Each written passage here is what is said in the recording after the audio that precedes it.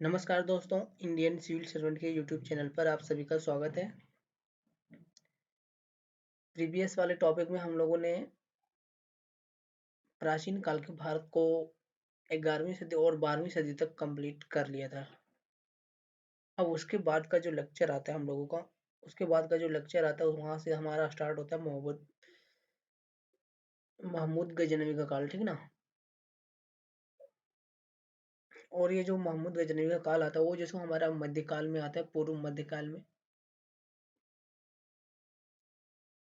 तो पूर्व मध्यकाल जो हमारा है वो हमारा 3 भागों में बटा होता है जनरली, ठीक है ना। जैसे कि पहले होता है पूर्व मध्यकाल, जिसमें आपको जो सो 11वीं सदी, 7वीं 8वीं सदी के राजाओं का जो सो वर्णन देखने को मिलेगा, ठीक है ना। दक्षिण दक्षिण भारत और उत्तर भारत में। फिर आपको जो सो भारत में तुर्की आक्रमण देखने को मिलेंगे, ठीक है ना, इसी काल में। फिर लास्ट में आपको देखने को मिलेगा जो दिल्ली का जो अकबर वगैरह का जो मुस्लिम आक्रमणकारी थे, उसका काल, ठीक ना। तो इसको जो मध्य काल है उसको जो जनरली 3 भागों में बांटा जाता है। सबसे लंबा जो सो होता है हमारा, वो जो सो वही होता है, ठीक है ना, कि जो मुस्लिम आक्रमणकारी होते हैं, जैसे दिल्ली सल्तनत के काल में होता है, ठीक है ना। तो वही जो सो सबसे लॉन्ग होता है, वहीं से लगभग जो सो क्वेश्चंस आते हैं, ठीक है ना, मिनट्स के लिए। तो आज की वीडियो में हम लोग जो सो मोहम्मद गजनवी के टॉपिक को स्टार्ट करेंगे। और ये जो हमारा टॉपिक है वो जो हमारा मध्यकाल का दूसरे दूसरे चरण का, ठीक है ना। मतलब जो सो इसके बाद जो सो हम लोग यहाँ से बाद जो सो अब धीरे धीरे जो सो हम लोग मध्यकाल की ओर इंटर करेंगे। मतलब आप देखिएगा कि महमूद गजनवी के बाद जो सो गौरी का आक्रमण होता है, ठीक है ना। कि मतलब जैसे महमूद गजनवी जाती है वैसे जो सो यहाँ पे आपको गौरी देखने को मिलेगा। तो यहीं से जो सो जनरली मध्यकाल स्टार्ट हो जाता है। तो आज की वीडियो में हम लोग जो सो महमूद गजनवी की टॉपिक को कवर करते हैं। और ये टॉपिक हमारा UPSC prelims mains plus PT दोनों के लिए हो, ठीक है ना। क्योंकि यहाँ से आपको जो मेंस और प्रीलिम्स दोनों में सवाल देखने को मिलेंगे। तो चलिए स्टार्ट करते हैं वीडियो को। इसमें जो हम लोग मोहम्मद गजनवी के बारे में ज़्यादा कुछ नहीं पढ़ना, ठीक है ना। इसमें जो एक स्टोरी के रूप में जो आपको इसका स्टोरी समझ लेना है, इसने क्या क्या किया था, और उसी से जो आपका सारा क्वेश्चन डील हो जाएगा, ठीक है ना। तो सबसे पहले जैसे हम लोग महमूद गजनवी का इंट्रोडक्शन ले लेंगे कि ये कहाँ की थी, क्या इसका वंश था, ठीक है ना।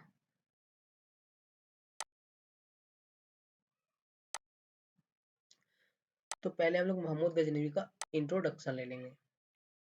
तो जो देखिए महमूद गजनवी थी या जो सो यामनी वंश से था, ठीक है ना। कौन से वंश से था, तो ये हमारे यामनी वंश से था महमूद गजनवी। यामनी वंश से याद रखिएगा कि ये जो महमूद गजनवी ये हमारा यामनी वंश से था। यामनी वंश, ठीक है ना। यामनी वंश,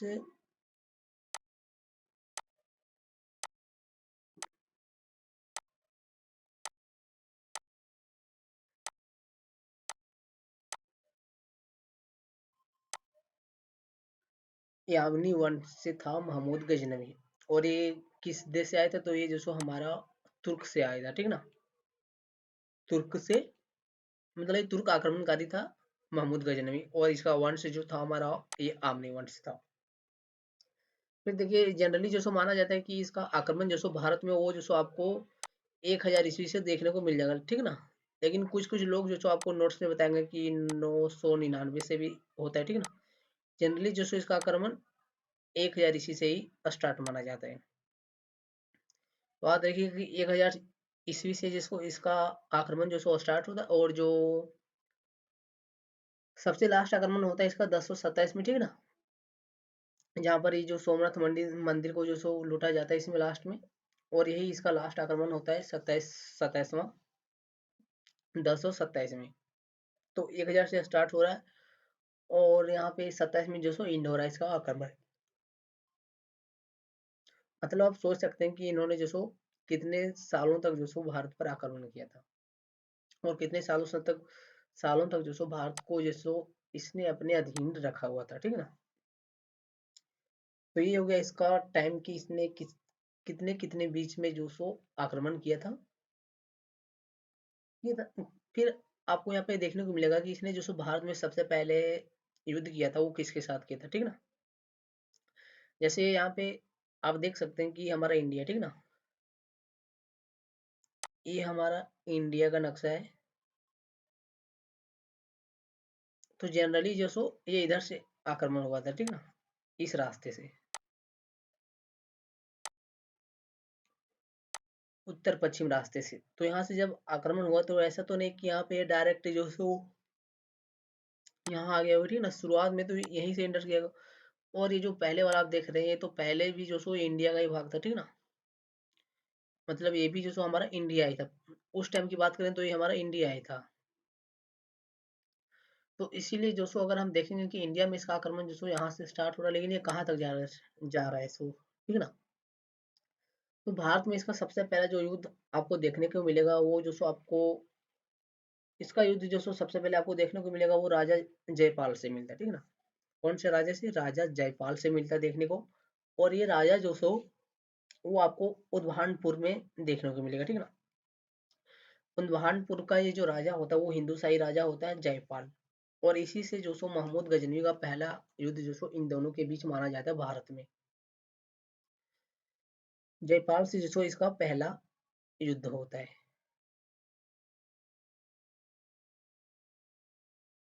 जयपाल से युद्ध, ठीक ना। तो इसका पहला युद्ध जो सो जयपाल से ही होता है। लेकिन जब इसका पहला युद्ध जयपाल से होता है तो यहाँ पे जो जयपाल है वो जो सो महमूद गजनवी से युद्ध हार जाता है, ठीक ना। महमूद गजनवी से जो सो युद्ध होता है तो इन दोनों के बीच जब युद्ध होता है तो महमूद गजनवी जीत जाता है और जो ये जयपाल होता है वो हार जाता है।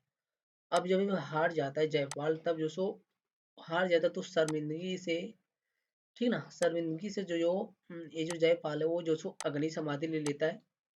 इसको जो सो अपनी हार बर्दाश्त नहीं होता और ये जो सो अग्नि समाधि ले लेता है।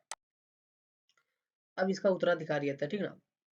जब इसकी मृत्यु हो जाती है तब जो सो इसका उत्तराधिकारी आता है, किसका? जयपाल का।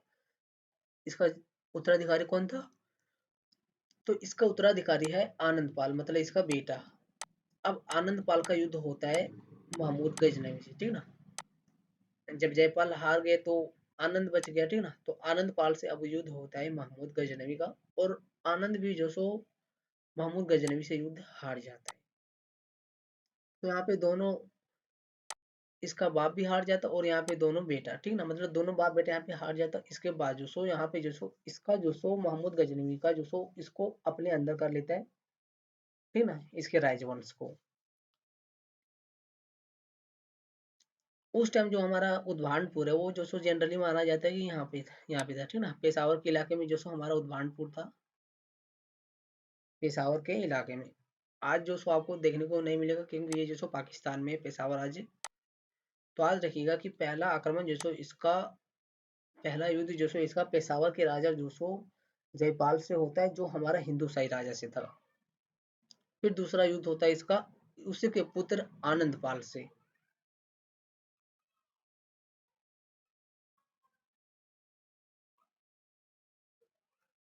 अब आगे का थोड़ा जो सो मीडिया में देखिए क्या क्या बोला जा रहा है। बोला जा रहा है महमूद गजनवी जो सो सुबुक तगीन का पुत्र था। ये जो महमूद गजनवी है वो जो सो किसके पुत्र थे? तो वो जो सो हमारा सुबुक तगीन का पुत्र थे। तो ये सब आपको यूपीएससी में पूछा नहीं जाएगा और ये सब जो सो आपसे यूपीएससी उम्मीद भी नहीं करती कि ये किसका किसका पुत्र था, किसका बेटा था, किसका भाई था। आपको जो सो यूपीएससी में थोड़ा अलग लेवल का क्वेश्चन पूछा जाता है, ठीक है ना। तो इसीलिए आपको इसके बाप बेटे पर और इसके वंश, सॉरी, इसके जो सो मूल प्रदेश है उस पर नहीं जाना क्योंकि ये जो सो छोटे छोटे एग्जाम के लेवल का क्वेश्चन होता है।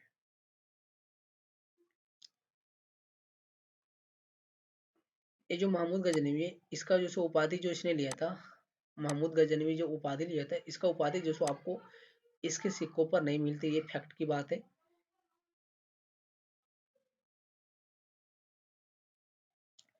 जनरली जो सो आप देखते होंगे कि जितने भी सारे राजाओं ने अपने ऊपर या फिर युद्ध के जीतने के बाद जो सो जितने सारे उपाधि लिए हैं उन उपाधियों का जो सो आपको कहीं ना कहीं प्रमाण देखने को मिलता है, ठीक है ना। जैसे सिक्के हो गए या फिर कोई अभिलेख हो गया या फिर कोई साहित्य हो गया। लेकिन इसने जो हमारा उपाधि लिया किसने? महमूद गजनवी ने। इसका उपाधि जो सो आपको कहीं पर प्रमाण के रूप में देखने को नहीं मिलता है, जैसे सिक्कों पर जो सो इसका प्रमाण देखने को नहीं मिलता है, ठीक है ना। जहाँ केवल उसे जो सो अमीर महसूद के रूप में दर्ज किया गया था। किसके रूप में इसे दर्ज किया गया, तो इसको जो सो अमीर महमूद के रूप में दर्ज किया गया था। फिर देखिए जयपाल से युद्ध, हमने जो सो आपको बता दिया कि जयपाल के बीच में जो सो युद्ध होता है, ठीक है ना, और जयपाल जो सो हार जाता है यहाँ पे। फिर जो सो उसके बाद जो सो इसका पुत्र जो उत्तराधिकारी आनंद पाल होता है वो भी जो सो युद्ध में हार जाता है। फिर देखिए आनंद पाल के साथ जो सो युद्ध में आपको यहाँ बताया गया, ठीक है ना। तो जनरली जो सो आपको यही याद रखना है कि इसके बारे में ज्यादा फैक्ट आपको याद नहीं रखना, सिर्फ सिर्फ जो सो आपको इसका स्टोरी याद रखना है, ठीक है ना, कि कैसे कैसे जो सो इसने आक्रमण किया, किसके किसके साथ जो सो युद्ध किया। फिर आते लाहौर और मुल्ताना का विलय, ठीक ना।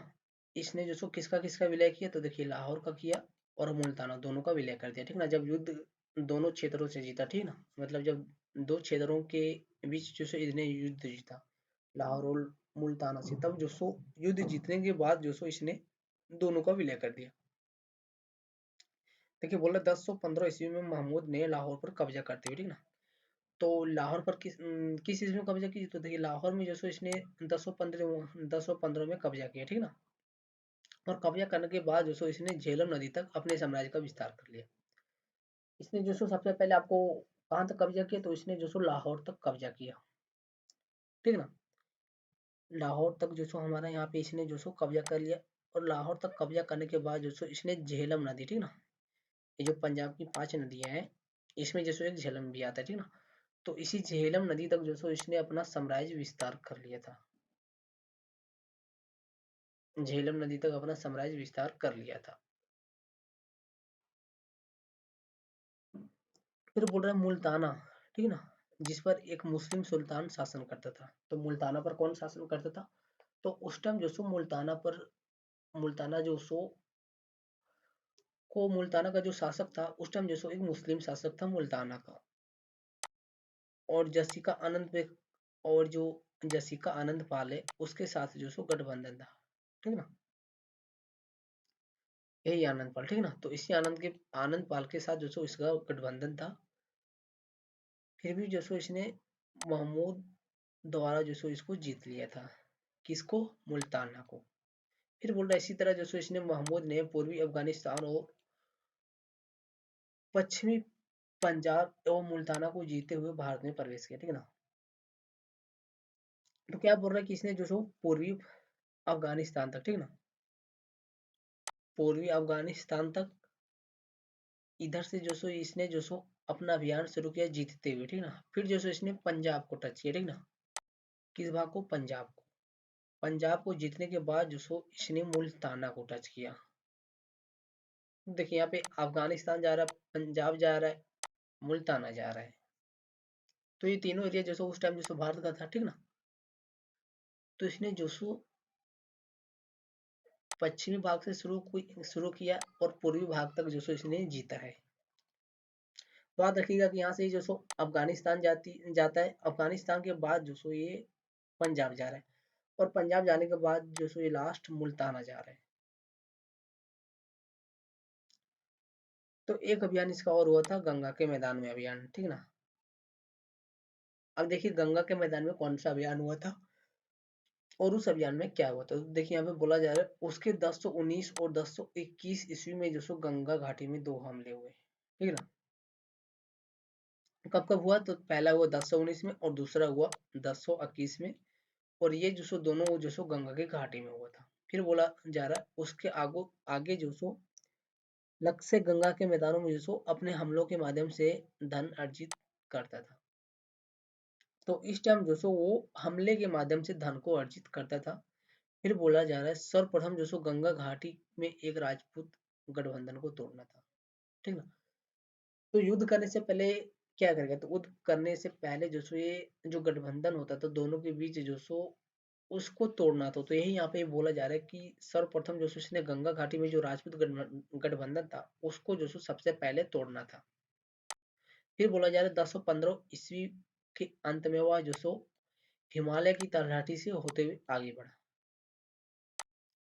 तो हिमालय से आगे कब बढ़ा, तो हिमालय से आगे जो सो ये 1015 ईस्वी में बढ़ रहा है, ठीक है ना। हिमालय की तलहटी, हिमालय की तलहटी से ये जो आगे बढ़ रहा है, तो वो जो सो 1015 ईस्वी में यहाँ से आगे बढ़ रहा है। फिर बोल रहा है कुछ सामंती शासकों की मदद से वरन या बुलंदशहर के स्थानीय राजपूत शासक को पराजित किया। तो ये जो यहाँ पे आगे बढ़ रहा है, हिमालय से आगे बढ़ रहा है, तो इसमें जो सो इसका कुछ सामंतवाद भी जो सो समर्थन करे, ठीक ना। जिस इलाके को इसने पहले से जीत के रखा था, उस इलाके के राजा ने जो सो यहाँ पर जो सो इसका सहयोग कर रहा था उसको आगे बढ़ने में। उसके साथ ही जो सो बुलंदशहर के कुछ स्थानीय राजपूत भी जो सो सहायता कर रहे थे, और सहायता करने के साथ ही जो सो इसने बुलंदशहर के स्थानीय राजपूतों को भी यहाँ पर जीता है, जब ये इन हिमालय के तलहटी से आगे जा रहे थे। फिर आता है महमूद गजनवी, जो सो हदू शाही और चंदेल शासक हो रहा है, ठीक ना।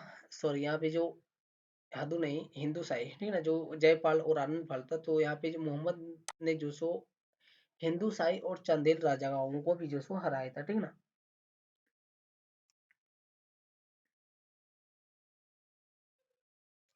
फिर एक फैक्ट यहाँ पे आपको देखने में मिलता है कि ग्वालियर के राजपूत राजा ने, ठीक ना, तो कौन से राजपूत राजा ने, ग्वालियर के राजपूत राजा ने महमूद गजनवी का, ठीक ना, महमूद गजनवी का जो सो वरी युद्ध में हिंदू शाही सम्राट की सहायता किया था। वरी युद्ध में किसका सहायता किया था, तो यहाँ पे जो सो हिंदू शाही सम्राट का जो सो सहायता किया था इस युद्ध में।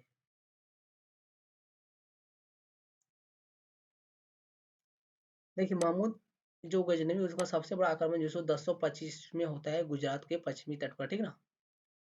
1025 ईस्वी में गुजरात के पश्चिमी तट पर सौराष्ट्र के सोमनाथ मंदिर पर हुआ है। तो 1025 ईस्वी में जो सो इसने गुजरात के सोमनाथ मंदिर पर आक्रमण किया, यही जो सो इसका सबसे बड़ा आक्रमण माना जाता है। और यहीं पर जो सो भारत का सबसे बड़ा लॉस होता है, ठीक ना, सांस्कृतिक क्षेत्र पर भी, धार्मिक क्षेत्र पर भी, और प्रतिष्ठा के क्षेत्र पर भी। फिर बोला जा रहा है कश्मीर को जीतने की महमूद की इच्छा अधूरी रही, ठीक ना। तो देखिए इसने जो सो कश्मीर को नहीं जीतवाया, और ये इच्छा इसकी अधूरी रह गई, जहां 1015 ईस्वी में परिवर्तन परिवर्तनकुल मौसम के कारण जो सो उसकी सेना को हार का सामना करना पड़ा था, ठीक है।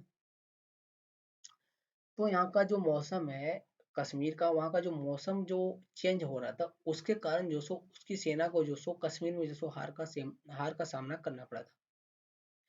और यह जो सो भारत में हार उसकी पहली हार मानी जाती है। तो कश्मीर को जो सो इसने नहीं जीत पाया था, और कश्मीर को नहीं जीत पाए तो उसको जो उसका वजह था वह यह था कि उस टाइम जो सो वहाँ का मौसम चेंज हो रहा था, जिसके कारण जो सो उसकी सेना को हार का सामना करना पड़ा। और यही हार जो सो भारत में उसका पहला हार माना जाता कश्मीर में, कि उसने कश्मीर में जो सो आक्रमण करने की कोशिश तो किया, लेकिन उसको सफलता नहीं मिला था। फिर आता उसने ईरान में भी अपने साम्राज्य का विस्तार किया, और बगदाद के खलीफा से मान्यता प्राप्त किया। तो इसने जो सो सिर्फ दूसरे देशों में ही युद्ध नहीं किया था, इसने जो सो अपने जो ईरान था उसमें भी जो सो इसने साम्राज्य का विस्तार किया था, ठीक ना। इसने जो सो ईरान, ठीक ना, ईरान में भी जो सो इसने साम्राज्य का विस्तार किया था। और वहाँ का जो खलीफा है, ठीक ना, बगदाद का जो खलीफा था, उस खलीफा से जो सो इसने वहाँ का जो सो मान्यता प्राप्त किया था।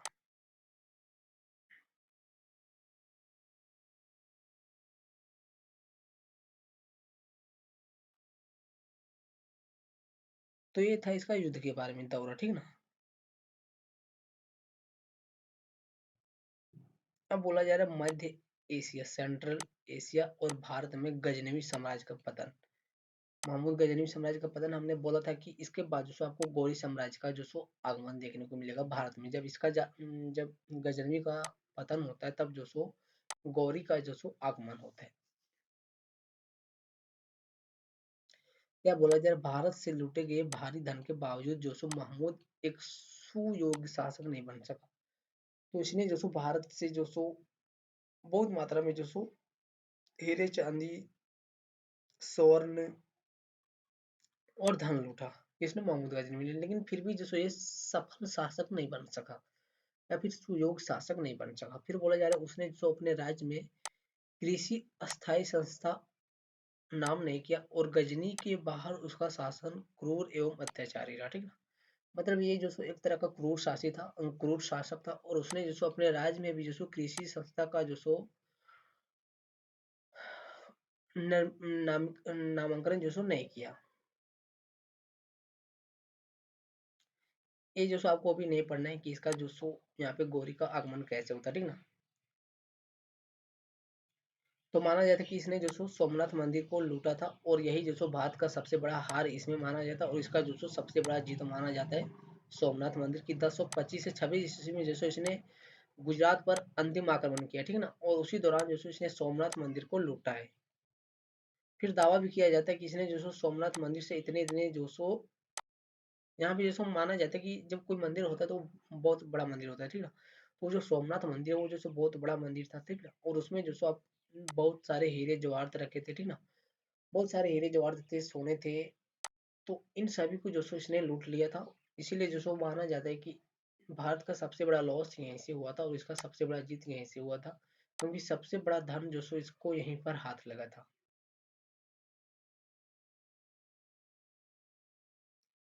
अब देखिए, जब ये महमूद गजनवी है, जब ये आक्रमण करता है, तो ऐसा नहीं कि भारत के शासक जो सो सिर्फ बैठ के देखते हैं, ठीक ना। भारत के शासक जो सो मिलकर जो सो उसका सामना करने के लिए कुछ उपाय करते हैं, ठीक ना।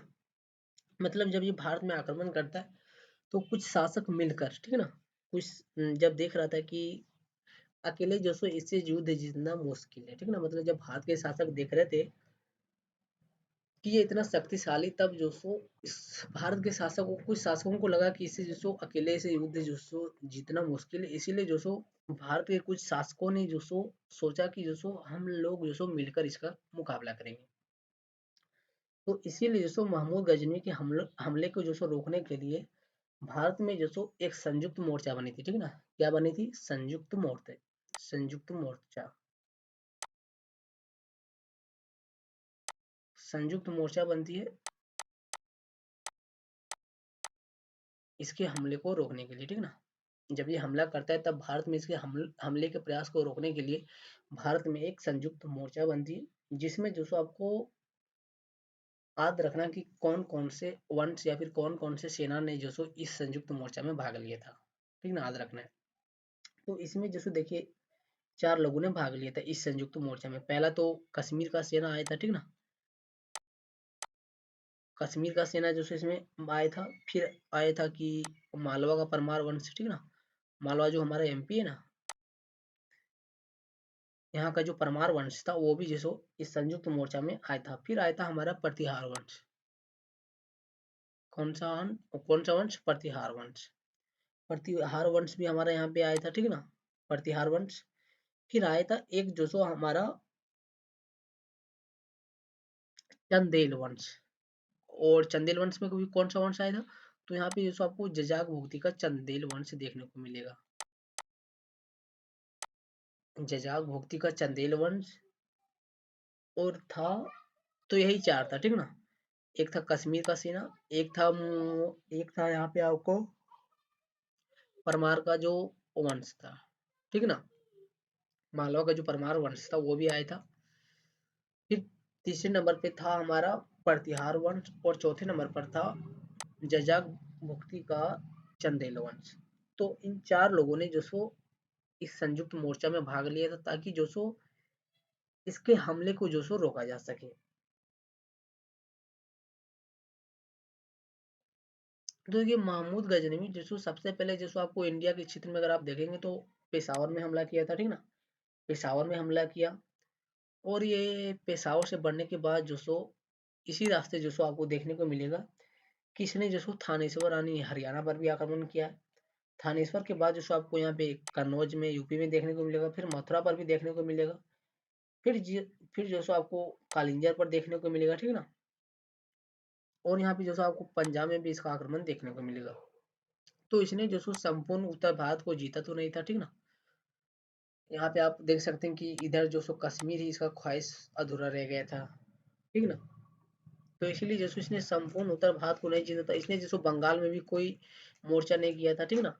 बंगाल में भी जैसे इसने कोई मोर्चा नहीं किया था।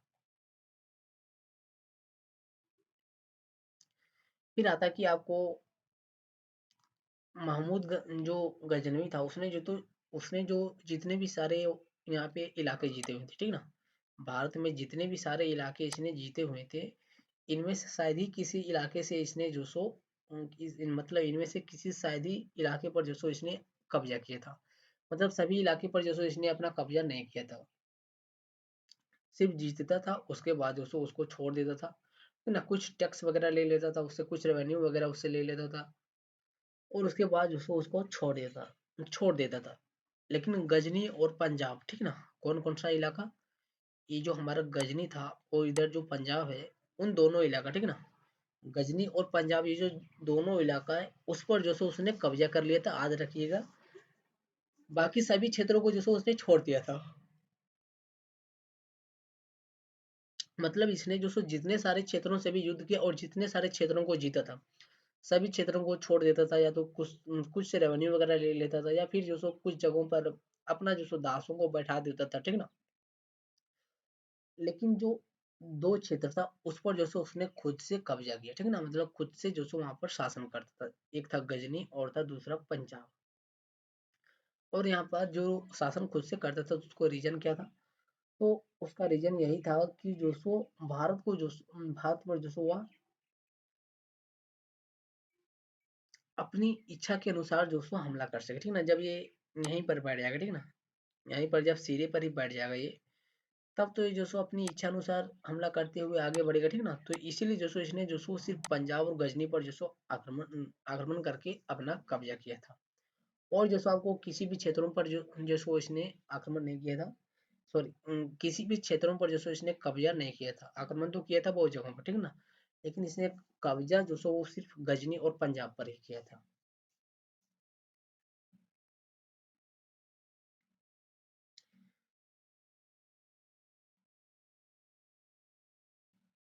अब एक आता आपको इसी में देखने को मिलेगा कि जो मोहम्मद गजनवी है उसका एक दास रहता है, ठीक ना, कौन सा, वो रहता है अलबरूनी।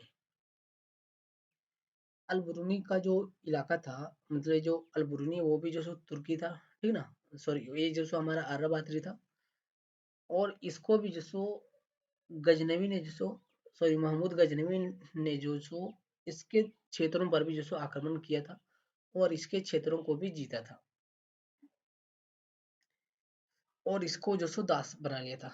किसको? अलबरूनी को, याद रखिएगा, अलबरूनी को।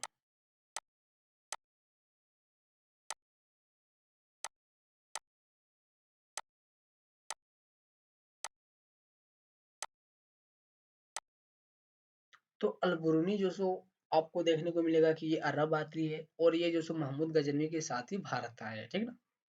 महमूद गजनवी के साथ ही भारत क्यों आया? क्योंकि जो सो इसको महमूद गजनवी ने जो सो युद्ध में हरा दिया और इसको जो सो अपना दास बना लिया, इसीलिए जो सो ये इसके साथ भारत आया था।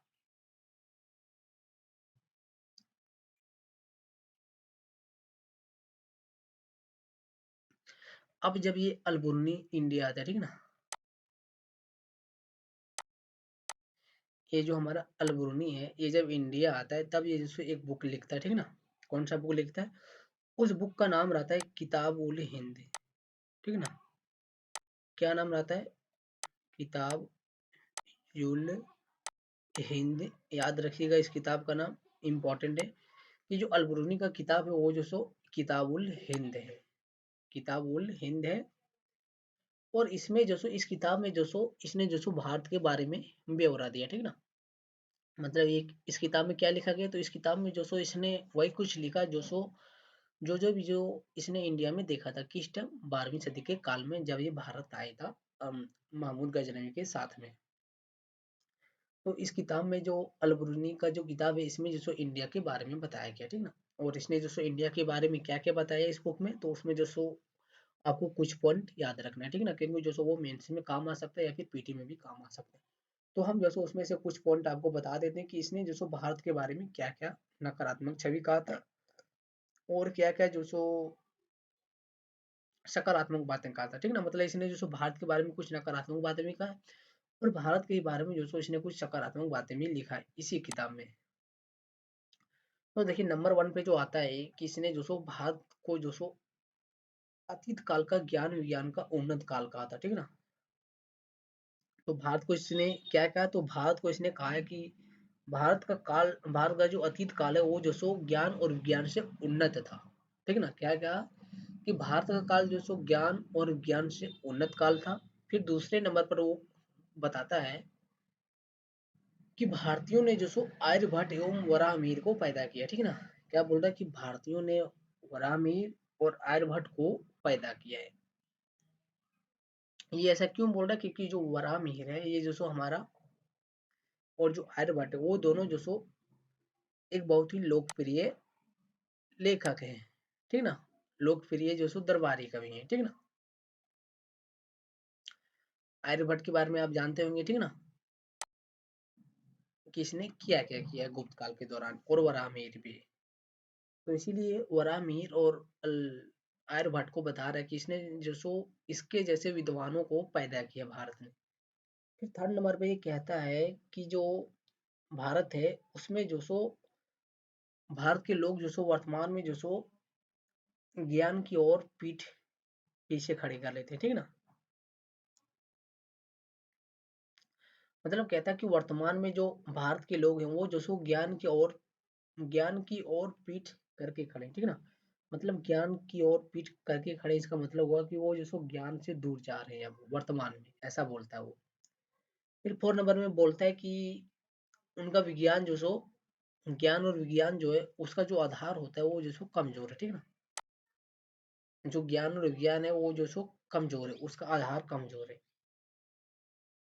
फिर अगले जो 5 नंबर में वो बताता है कि ये जो सो धर्म हो गया, देश हो गया, और जो ज्ञान विज्ञान है उनकी श्रेष्ठता का दावा करते हैं। ठीक ना, मतलब भारत के जो लोग हैं वो जो सो ज्ञान हो गया, धर्म हो गया, देश हो गया, ज्ञान विज्ञान हो गया, उनकी श्रेष्ठता का दावा करते हैं कि हमारे पास जो सो सबसे मजबूत है, सबसे लोकप्रिय है, सबसे अच्छी है। ठीक है ना, इनका दावा करते हैं।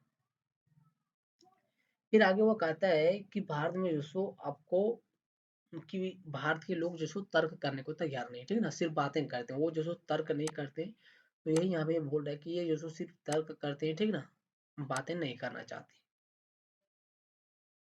फिर बोलता है कि इनका समाज जो सो वर्णवादी था, जातिवादी था और अस्पृश्यतावादी था। तो ये बात इसने सही कहा है कि भारत का समाज जो सो हमेशा से वर्णवादी, जातिवादी और अस्पृश्यतावादी रहा है। तो ये बात इसने सही कहा है। ठीक है ना, फिर इसने जो सो बोला है कि ज्यादातर लोग जो सो मूर्ति पूजक एवं बहुदेववादी है। ये भी बात इसने सही कहा कि ज्यादातर लोग जो सो मूर्ति पूजते थे, और जो सो ज्यादातर लोग जो सो बहुदेववादी है, जो आपको आज भी देखने को मिल रहा है। ठीक ना, कि ज्यादातर लोग मूर्ति पूजन करते हैं, और बहुदेववादी का मतलब होता है कि जो एक देवताओं को, किसी एक देवता को नहीं मानते। ठीक ना, बहुत सारे देवी देवताओं को मानते हैं, उसको बोलते हैं बहुदेववादी। तो ये बात इसने सही कहा। फिर बोलता है कि भारत के लोग जो सो अतिथियों को स्वागत नहीं करते हैं। ठीक है ना, ये बात कौन बोल रहा है, तो ये बात जो सो अलबरूनी बोल रहा है, अपने किताब में लिख रहा है कि भारत के लोग जो सो अतिथियों का स्वागत नहीं करते हैं। तो ये बात गलत है, क्योंकि आपको सब पता होगा कि इसी के कारण जो सो अंग्रेजों ने भारत को गुलाम बनाया था, अतिथि देवो भव की नीति के कारण ही। तो यहाँ पे जो आपको कुछ इसका सकारात्मक बातें भी देखने को मिलेगा, और कुछ नकारात्मक बातें को भी देखने को मिलेगा। तो आप जो सो इनके तर्कों का जो सो खुद से भी खंडन कर सकते हैं कि कौन सा बात ये सही कह रहा है और कौन सा बात गलत कह रहा है।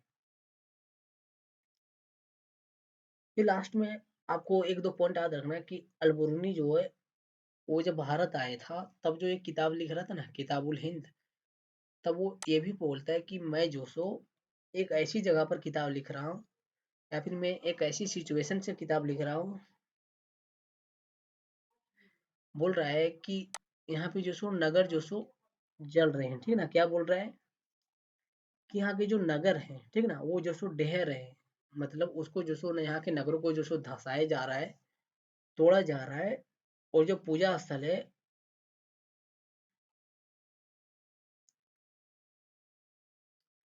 क्या बोलता है कि मैं जो सो जलते हुए नगरों के बीच, ठीक है ना, क्या बोलता है कि मैं जो सो जलते हुए नगरों के बीच जो सो लिख रहा हूँ। ठीक है ना, मतलब जो किताब लिख रहा है तो वही ये बोलता है कि मैं जो सो ये किताब जो लिख रहा हूँ वो जो सो जलते हुए नगरों के बीच लिख रहा हूँ, और ढहते हुए पूजा स्थलों के बीच लिख रहा हूँ। ठीक ना, तो ऐसा क्यों बोल रहा है, क्योंकि जो सो महमूद गजनवी था, उसी ने जो सो ऐसा किया था, ठीक ना, कि पूजा स्थलों को तुड़वाया था कुछ जगह। और ये जो आग की बातें कर रहा है कि मैं जलते हुए नगरों के बीच लिख रहा है, तो इसका मतलब वही हुआ कि नगर को जैसो बर्बाद किया जा रहा है, पूजा स्थलों को जैसो तोड़ा उड़ा जा रहा है, ठीक ना, तो यही यहाँ पे ये बोलता है। फिर इसने जो किताब लिखा था वो किस आधार पर लिखा, ठीक ना, ऐसे तो कोई किताब नहीं लिख देगा।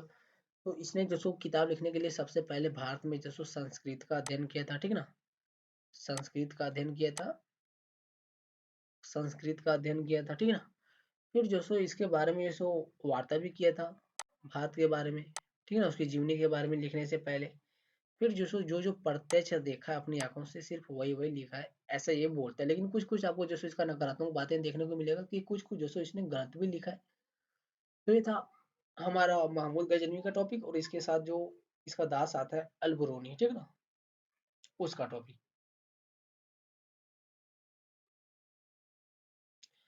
तो आपको इसके बारे में ज्यादा कुछ याद नहीं रखना है, इसका जो सो स्टोरी याद रखना है, ठीक है ना, स्टोरी के बाद ही जो सो आपको इसको समझ लेना है किसने जो सो क्या क्या किया था, और इसके काल में जो सो क्या क्या जनरली किया गया है, क्या क्या नकारात्मक कार्य किया गया और क्या क्या जो सो सकारात्मक सकारात्मक कार्य तो मोहम्मद गजनवी ने कोई किया ही नहीं, ठीक है ना, सब जो सो नकारात्मक कार्य किया है। लेकिन अल बुरूनी ने जो कुछ नकारात्मक बातें कहा है और जो सकारात्मक बातें का उसको जो सो आपको याद रखना है कोई, क्योंकि वो जो सो आपको मेंस या पीटी में देखने को मिल सकता है। तो आज की वीडियो में हम लोग यहीं तक, ठीक है ना, मिलेंगे फिर हम लोग इसके नेक्स्ट वाले टॉपिक पे। तब तक जो सो आप सभी को जय हिंद।